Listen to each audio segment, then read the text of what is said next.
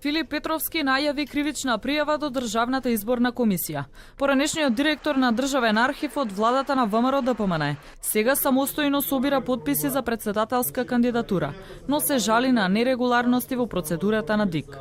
Тврди дека службениците имаат наредба да подметнуваат неважечки листи на граѓаните кои сакаат да се потпишат, а валидните листи со неговиот потпис да останат празни.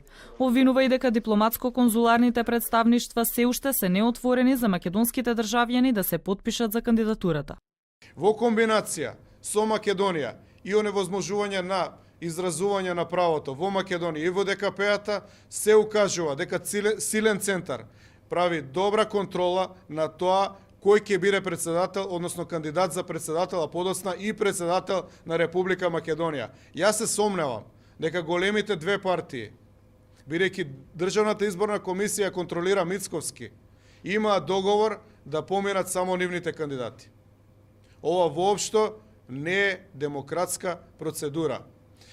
Првиот човек на Државната изборна комисија ги демантира обвинувањата на Петровски. Дирковски за телевизија 24 тврди дека е неосновано да се обвинува ДИК за подметување на листи за потписи и вели дека кандидатите сами ги доставуваат листите до подрачните единици, па имаат увид во истите. Несериозно и неоправдано. Целосно ги отфрлам обвинувањата од Филип Петровски, а доколку смета дека се кршат законите, нека докаже.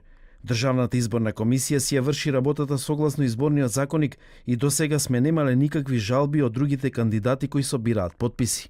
Досега во Државната изборна комисија, освен Филип Петровски, Гордана Силјановска-Давкова и Јамди Бајрам, потписи за кандидатура собираат и тројца кои се непознати за јавноста: Димче Петровски, Господин Поповски и Јосиф Мирчевски.